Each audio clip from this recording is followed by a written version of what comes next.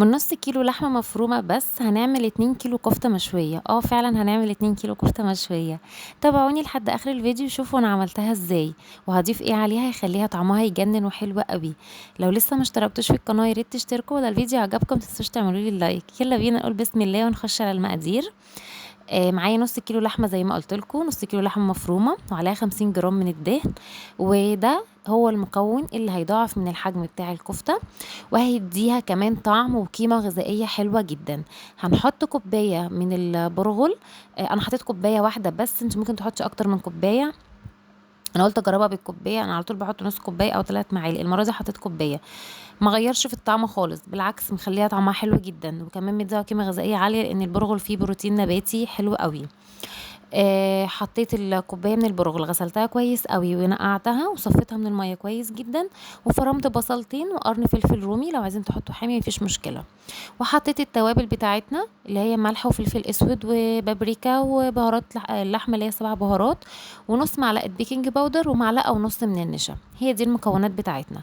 وعجنتها كويس قوي وحطيتها ترتاح نص ساعه في التلاجة علشان خاطر الدهون اللي فيها تتشمع كده وما تفكش معانا واحنا بنسويها. بعد نص ساعه طلعتها وجبت صينيه دهنتها بالزيت، وجبت طبق تاني حطيت فيه معلقه صلصه ونص معلقه صويا صوص وفلفل اسود وملح ومعلقتين زيت. بدهن بيهم ايدي وانا بصبع اللحمه كده زي ما انتم شايفين، بيديها لون حلو من على الوش وكمان يعني بيديها لمعه كده حلوه.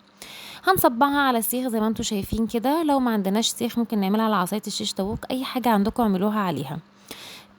عايزه اقول لكم طعمها بجد كان حلو جدا وعمل معانا كميه حلوه قوي، انه نص كيلو لحمه مفرومه بجد عمل معايا كميه حلوه جدا من الكفته. 2 كيلو او اكتر كمان، والله جربوها وبجد هتعجبكم جدا. لو مش عايزين الكميه تبقى اكتر، ممكن انا حطيت كوبايه برغل واحده، ممكن تحطوا كوبايه ونص، يعني بلاش تكتروا قوي. خلوها كوبايه ونص، مش هيغير في طعمها خالص على فكره، اطمنوا من النقطه دي. انا الصراحه بفضل اضيف البرغل للكفته، ما بحبش اضيف ولا عيش مبلول ولا فينو ولا الكلام ده. انا بحب اضيف حاجه تديها قيمه غذائيه وفي نفس الوقت ضاعف حجمها. العيش مش هيديها قيمه غذائيه ولا هو ولا الفينو. فانا بحب طعم البرغل، مش بيغير طعم اللحوم خالص لما بحطه فيها. يعني انا بحطه مع الحواوشي برضو بيغيرش من طعمه، برضو بيضاعف من الكمية وبيديله طعم حلو جدا مع التوابل بقى اللي احنا بنحطها والحاجة، بيدينا حجم حلو من اللحوم. هنصبعها زي ما انتم شايفين كده، وبعد ما اخلص على فكرة عملت معايا صينيتين، انا اوريكم اول صينية بس. ودخلتها التلاجة برضو نص ساعة وطلعتها تاني، حطيتها في الفرن على الصاجة من تحت. اول ما بتتشمع بروح حطاها فوق على الشبكة. ليه حطيتها على الصاجة الاول تحت؟ علشان خاطر تاخد صدمة، ما تخليش المية اللي في اللحمة تنزل ويبقى شكلها مش حلو. هي تاخد الصدمة، بتحتفظ بالسوائل اللي فيها وبتخلي طعمها جوسي كده وجميل.